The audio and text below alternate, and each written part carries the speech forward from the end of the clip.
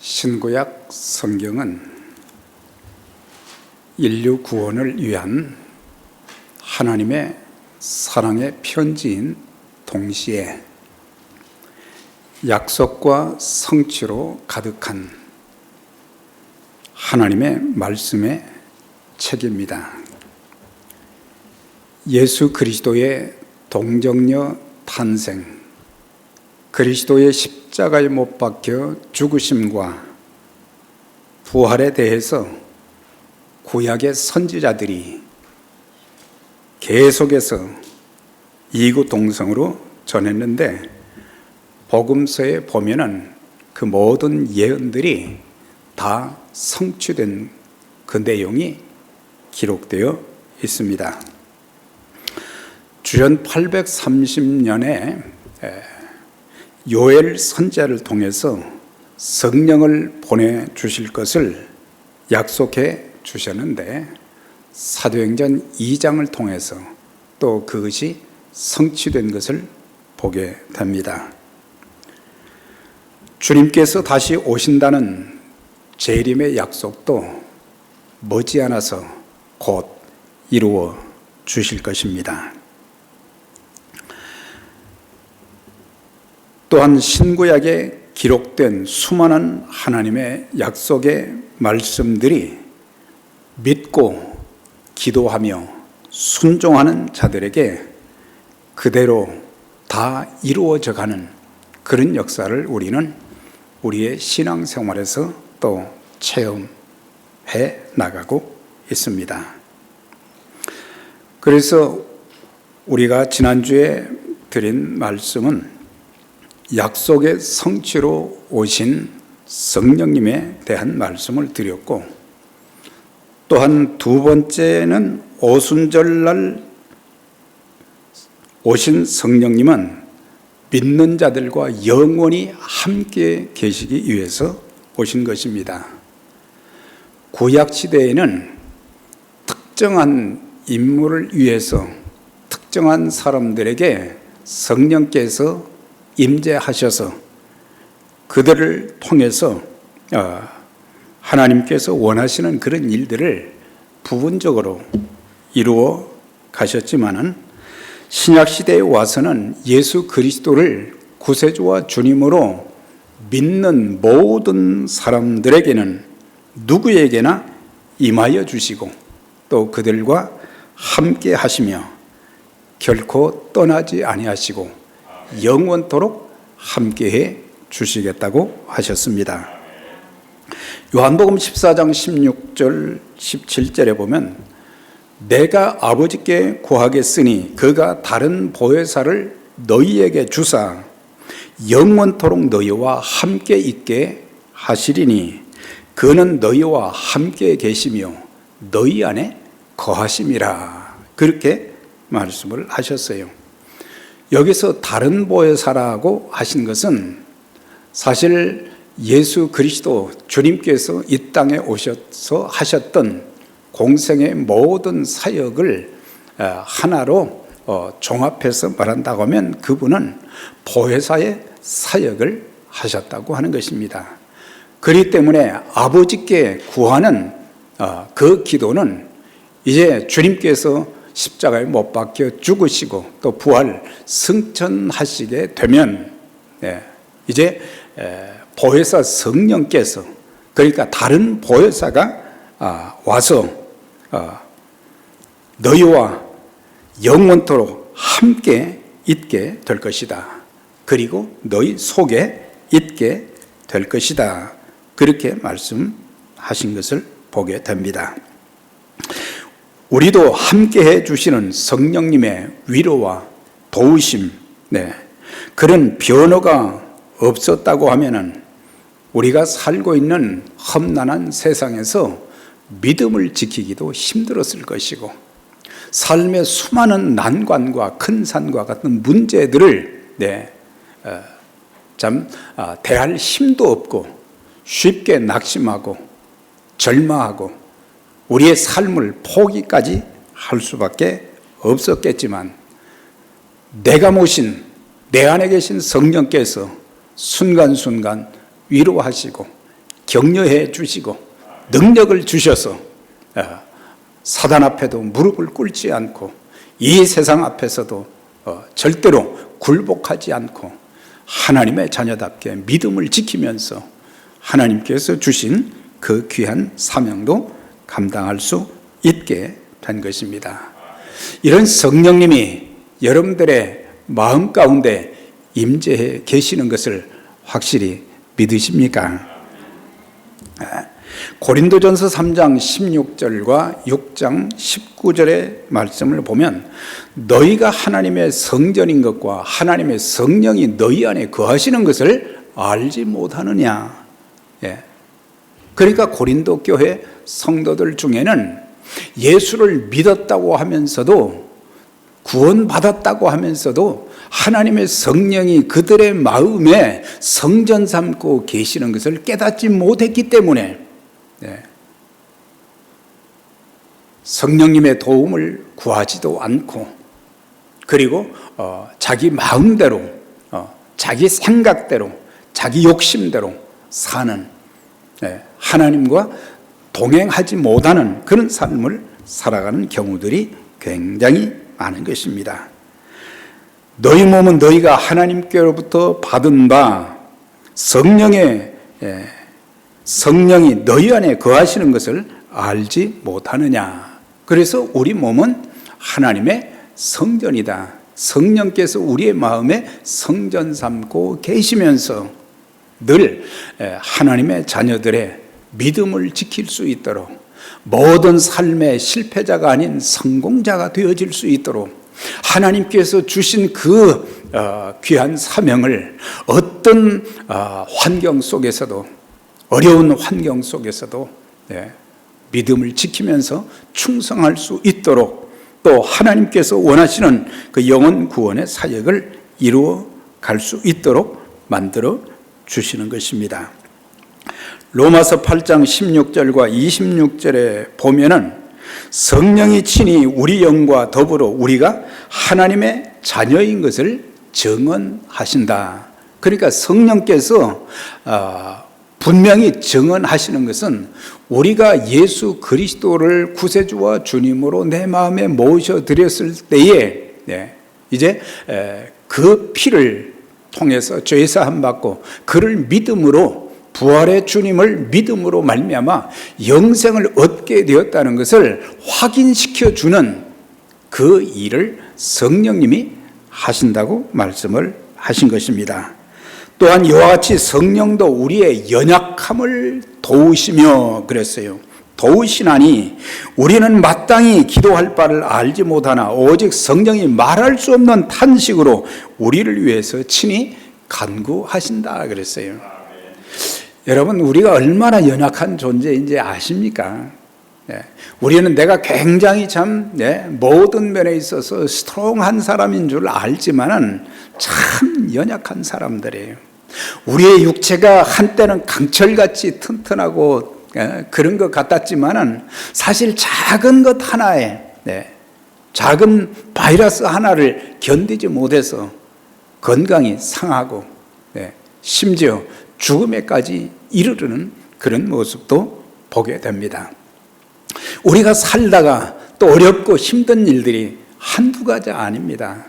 때로는 사단이 와서 우리에게 가룟 유다에게 속삭인 것처럼 우리의 생각에 잘못된 생각 하나 심어줌으로 인해서 우리가 시험받고 하나님을 거스리고 하나님을 떠나고 하나님 말씀 따라 살지 못하는 거역하는 그런 인생이 바로 우리라고 하는 거예요.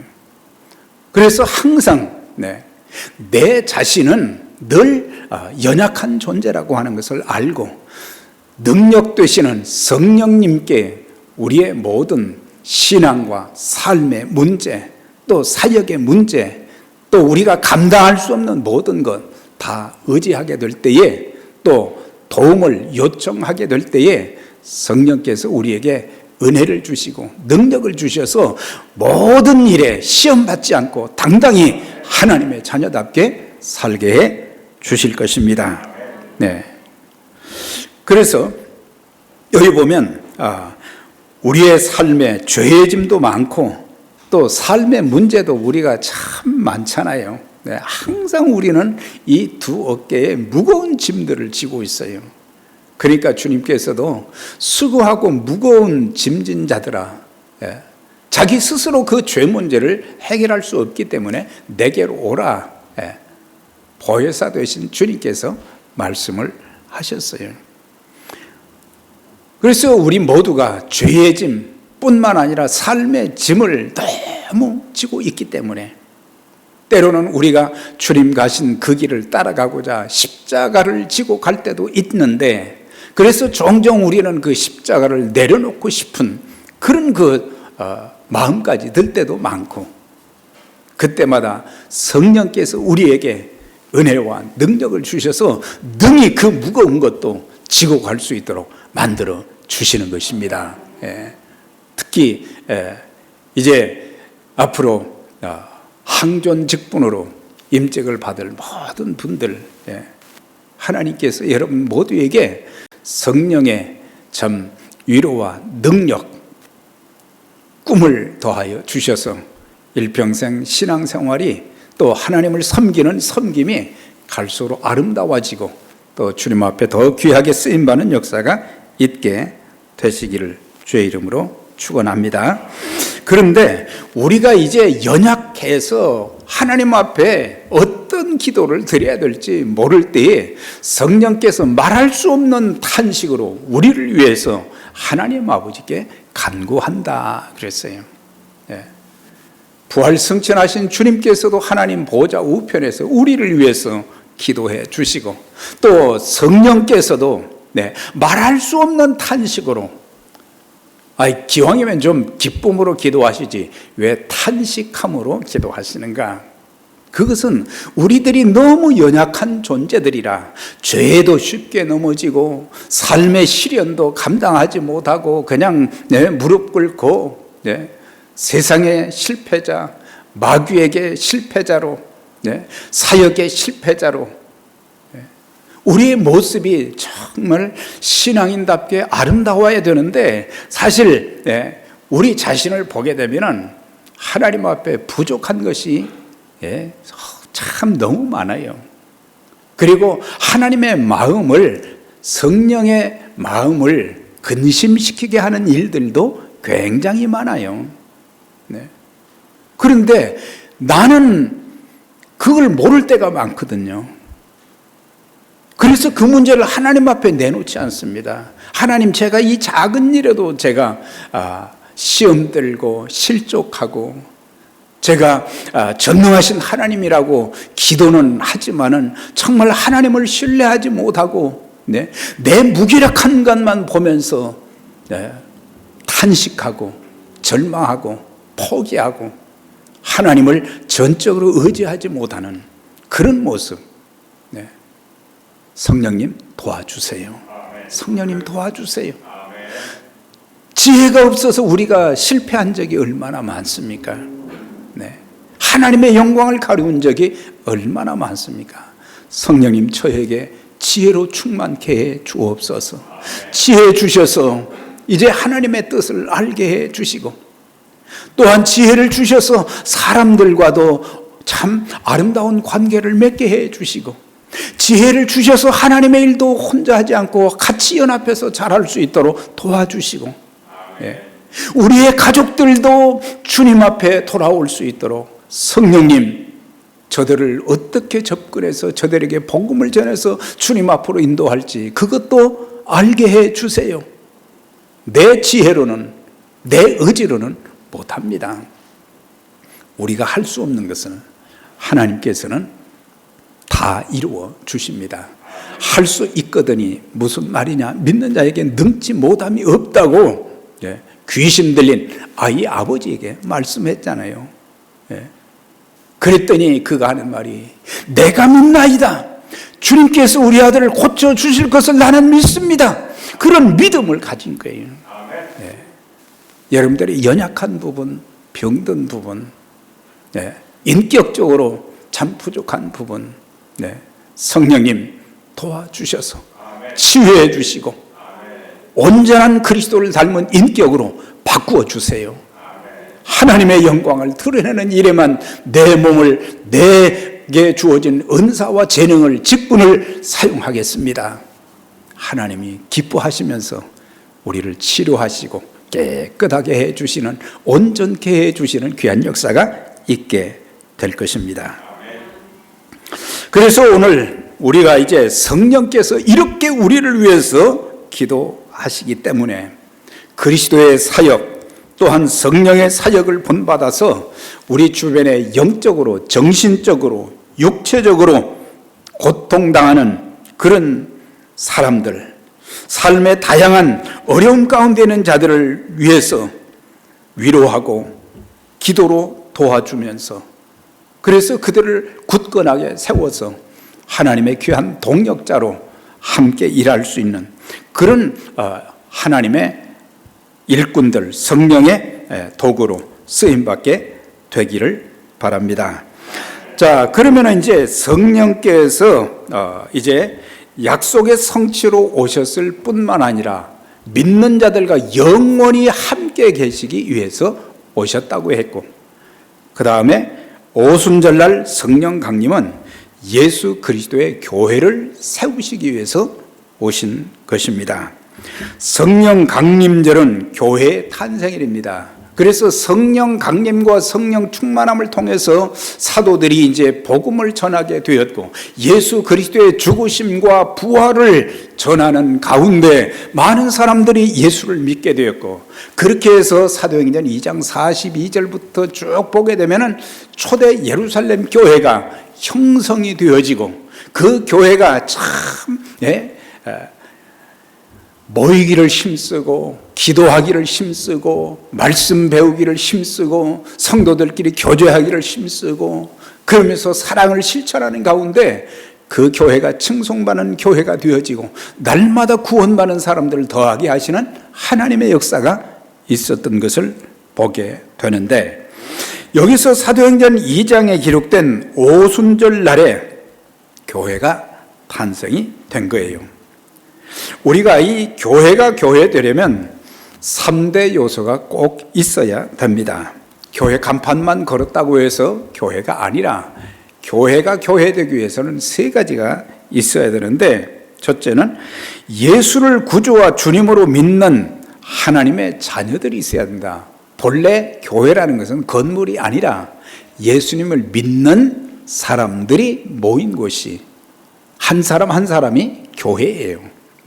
그걸 알고 성령께서 우리를 이제 우리와 함께 하시고, 또한 성령께서 능력을 주시는 그 이유, 하나님께서 우리를 구원해 주신 그 이유는 뭡니까?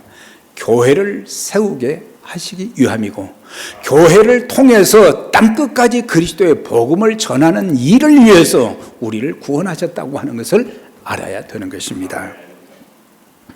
교회는 예수를 믿는 자들의 공동체요, 교회 회원의 자격은 예수님을 믿고 침례 세례를 받은 자요, 주일 성수와 정상적인 예배 생활, 교회를 신실하게 섬기기로 작정한 이런 성도들이 교회에 가득 차게 될 때에 교회의 사명을 잘 감당할 수 있게 되는 것입니다.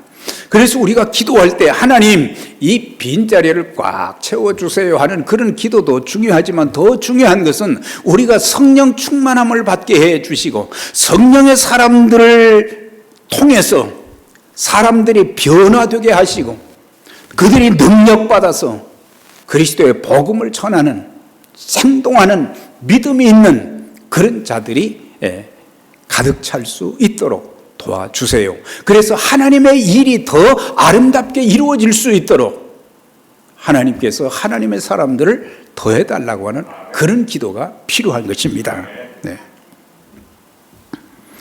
둘째는 하나님의 말씀과 기도가 있어야 돼요. 천지 창조 때부터 지금까지 하나님의 역사는 말씀을 통해서 일하셨습니다. 주님이 말씀하실 때 창조의 역사가 이루어졌고 그랬는데, 하나님의 말씀이 없는 예배, 사역은 종교 의식에 불과한 것입니다. 하나님의 말씀과 기도를 통해서 성령의 역사들이 일어나게 되는 것입니다. 마가의 다락방에 모인 120명은 그들이 기도할 때 그냥 기도한 것이 아니었어요. 830년 전에 요엘 선지자를 통해서 주신 그 약속의 말씀, 그리고 주님께서 승천하시기 직전에 사도행전 1장을 통해서 주신 말씀, 너희는 예루살렘을 떠나지 말고 아버지의 약속하신 것을 기다리라. 너희가 몇 날이 못 되어서 성령으로 침례를 받게 될 것이다. 그 말씀을 붙잡고 열흘 동안 120명이 간절히 하나님 앞에 기도하게 될 때에 오순절날 성령의 강림과 더불어 성령의 충만함이 있어졌던 것을 보게 돼요.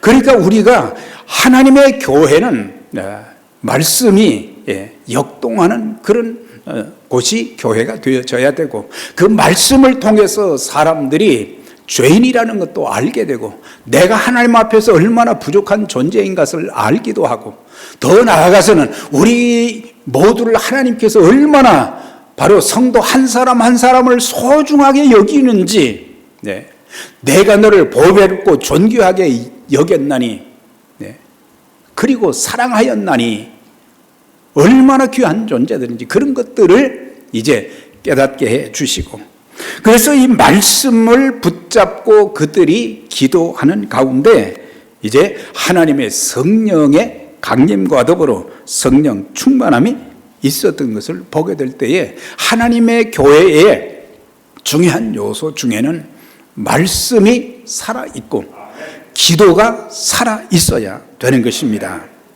그래서 말씀과 기도를 통해서 성령의 임재가 나타나야 되는 것입니다. 성령의 역사가 나타나야 되는 것입니다. 초대교회는 기도하는 성도들에게 성령의 충만함을 주셨는데 120명 모두가 저희가 다 성령의 충만함을 받고 그랬어요. 그럼 그 사람들만 성령 충만함을 받는 것이 아니라 오늘 우리에게도 저희가 다 성령의 충만함을 받아야 되는 그 내용은 에베네셀 선교교회 모든 성도들이 남녀노소를 막론하고 모두가 다 성령으로 충만하게 되질 때에 꿈을 꾸는 역사도 있고 환상을 보는 역사도 있고 예언하는 역사도 있고 복음을 담대하게 전하는 역사도 있게 될 것입니다. 성령의 임재와 성령의 역사가 나타나지 않는 그런 곳은 교회라는 이름은 가지고 있다 해도 참된 교회가 될 수가 없어요. 참된 교회에는 성령의 역사, 곧 죄를 회개하는 역사들이 일어나야 되는 것입니다. 사람들이 내가 하나님 앞에서 어떤 존재인가를 잘 모를 때가 참 많습니다. 생각으로, 마음으로, 입술로 지은 죄들, 행동으로 지은 죄들, 그런 죄들을 회개하지 않고 그전에는 예수를 모르고 함부로 했던 그런 사람들이 내가 정말 연약한 존재요, 내게는 죄로 가득 차 있다고 하는 그런 그 죄를 하나님 앞에 고백하면서 또 나아가서는 하나님의 뜻대로 살아야 되는데 하나님 뜻대로 살지 못한 것을 우리는 애통하는 그런 기도, 회개하지 못한다고 하는 거예요. 우리는 이 정도 하면은 매 주일마다 한번 가서 예배 드리면은 그걸로 우리의 사명을 다 했다고 생각할 때가 참 많습니다. 그렇지 않죠. 우리가 더 깊이 성령의 충만함을 통해서 성령께서 지혜를 주시면 내 속에 있는 것들, 그리고 내가 정상적으로 하지 못하는 것이 무엇인지를 알게 하시고 마땅히 해야 될 것을 알게 해 주시는 그런 성령님의 가르치심을 통해서 애통하는 기도를 드리면서 그때부터 하나님의 성령께서 역사하기 시작하는 것이고, 인본주의, 세상주의 그런 삶을 살아가던 자가 신본주의로 그리스도 중심으로 살아가게 되는 것입니다. 또한 예수님을 이제 복음의 메시지를 통해서 예수님을 영접하는 역사도 있어져야 되고, 참 우리가 정말 애통하는 마음이 있어야 되는 것은, 구원받는 역사가, 구원의 문이 활짝 열려야 되는데 그런 것들이 참 너무 오래되어 가고, 이런 것들을 위해서 우리는 기도하면 하나님께서 전도의 문도, 구원의 문도, 예수 만나게 하시는 하나님의 역사도 허락해 주실 것입니다. 삶의 변화가 있어져야 되고, 예수 만난 사람들마다 성경에 보면 다 변화가 되어서 능력 있는 도구로, 예수님 마음을 참 허투했던, 근심시켰던, 걱정시켰던 베드로 같은 사람도 성령 충만 받고 나니까 완전히 바뀌어져서 그 다음부터는 담대하게 생명 걸고, 베드로만 그랬어요. 가룟 유다를 제외한 12제에 포함된 마띠아까지 전부 12명이 생명의 복음을 위해서, 이것이 얼마나 귀한 것인가, 영혼을 구원하는 일이 얼마나 귀한 일인가, 그것을 알고 그들의 삶 전체를 바쳤고, 어떻게 보면은 평안하게 죽었어야 되는데 전부 맞아 죽고, 칼로 목베임을 당하고 십자가 형틀에 죽고, 그런 그들이 흘린 피로 말미암아 십자가의 복음이 더 담대하게 전해지는 그런 역사가 있게 된 것입니다. 예수 믿고 구원받은 것으로, 변화된 것으로 끝나지 않고, 하나님께서 내게 주신 은사, 내게 주신 재능, 내게 주신 직분, 이런 것들, 그걸 가지고 어떻게 하면 주의 일에 내가 더 귀하게 쓰임받을까? 직분을 받는 것도 귀한 일이고 복된 일이지만, 그걸 잘 사용해서 하나님 앞에 쓰임받는 것이 더 큰 축복입니다. 그래서 이런 변화들, 성령의 열매가 가득 찬 그런 변화들, 이런 변화들이 막 일어나야 되는 것입니다. 하나님께서 우리에게 성령을 보내주신 목적은 교회를 세우시기 위함인 것입니다. 유대인들이 예수를 믿고 그들이 교회를 세우고, 이방인들이 예수를 믿어 이방인 교회를 세워서 서로 연합하여 세상 모든 민족에게 복음을 전하게 하는 것이 바로 구원받은 성령 충만한 받은 자들의 귀한 사명이 되는 것입니다. 사실 참 유대인들의 지금 그 구원받은 숫자를 따지자면 참 많지는 않지요. 그렇지만 지금 점점 유대인들이 예수님을 믿는 그 비율이 점점 늘어가고 있다는 것을 이스라엘에서 오래 살고 왔던 어느 목사님을 통해서 들었는데, 퍼센테이지가 자꾸 높아진다는 거예요. 그들이 예수를 십자가에 못 박고 그랬지만 그 죄를 회개하면서 이제 많은 사람들이 주님 앞으로 돌아오면서 그리스도의 교회를 세워서 예수 그리스도께서 명령하신 그 복음의 사명을 감당하는 일에 힘쓰고 있다는 거예요. 이제 마지막 때는 유대인과 이방인들이 다 예수 믿고 구원받고, 그래서 하나님의 교회를 세우면서, 하나님의 교회는 왜 세웁니까? 신앙생활을 하는 방편으로만 세운 것이 아니라 교회의 근본적인 설립의 목적은 복음을 전하는 데 있거든요. 직접 나가서 복음을 전하든지, 아니면은 선교사님들을 후원해서 그들을 위해서 기도하면서 내가 가지 못하는 것을 그분들이 가서 담대하게 복음을 전해서 더 많은 영혼들이 구원받고 하나님 나라가 이루어질 수 있도록 하는 그 귀한 일을 교회가 해야 되는 일들이다, 이 말이에요.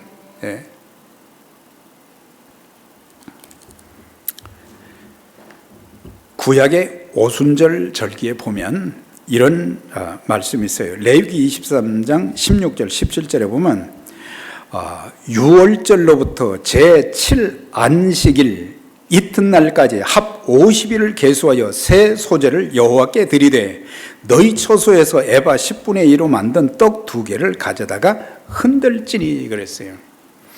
그러니까는 유대인들의 그 3대 절기가 유월절, 오순절, 장막절이잖아요. 근데 오순절은 이제 유월절부터 오순절까지의 기간이 50일이에요. 근데 유월절 때는 뭘 했느냐? 보리 곡식을 추수할 때였어요.